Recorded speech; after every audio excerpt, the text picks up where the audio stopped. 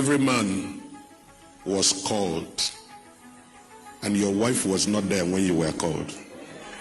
So your wife is not a pastor.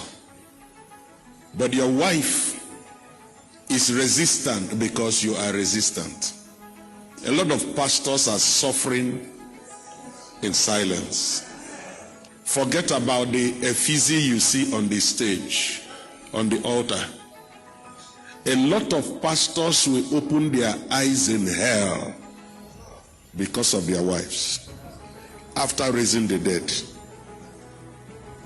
A lot of pastors now sleep over in church because they can't sleep at home.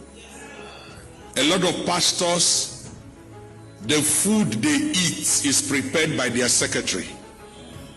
They have good flasks that they used to go and buy food. A lot of pastors have not touched their wives in the past 3 months, and they are still laying hands. I handled the case of a pastor. The wife was the person who brought the case to me, and I had to call him because he's my friend. And the wife told me that they sleep in one bedroom bed with a pillow in between so that nobody's body will touch the other. Where are we going with all this hypocrisy? Now, my brother, I want to say this. Those of us that are pastors, give your wife attention. You can't have another woman running the church and your wife is there. In your absence, she's not involved in anything, and you're telling me she doesn't support what I do. The person you are giving over what she should do, who raised that person?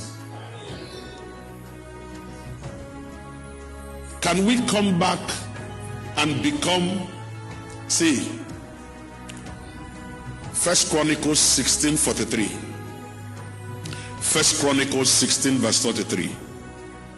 All the people departed, every man to his own house. David returned to do what? His own. When you give out money to staff, secretary, women leader, people who are doing this, what have you given to your wife? When you appreciate your secretary, he's not looking tidy, you're not looking good, go and do your hair. When last did you give your wife money to do her hair? When you appreciate people, your wife is your number one fan. So you must be able to invest in your wife. Invest in your children. The same thing happens to those. Bishop has answered those that are handing over. If it is the son that is carrying the spirit, transferring of the baton is about spirits. He said to Moses, look for the one that is carrying your spirit. When Elisha met Elijah, people are looking for mantle. That was not what Elisha asked for. He said, I want a double portion of your spirit. The mantle was only used once, and it was dropped. The spirit went with him.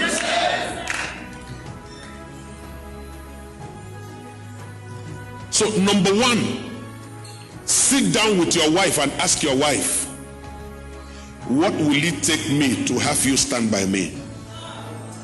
Be open. Please, it's not about clapping hands. I deal with pastors on everyday level across the world. This is a plague. You can't stay in the church office because that is the only place you have peace. You can't go home. It's an error. Give your wife a sense of belonging. Give attention to the little things she needs. Then she will listen to you. You don't only come to when you want sex. And if she doesn't do anything, you say, I know where to get it. Pastors are sleeping around.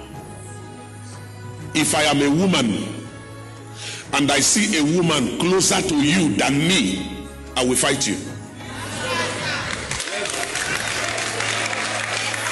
Except that woman has been reduced to nothing, that she doesn't have any sense. It's important that we understand this. Because even with what we are doing, people are watching. There are women, there are men that will not stay under you if you are not doing well with your wife. Because their wives will not want their husbands to be contaminated.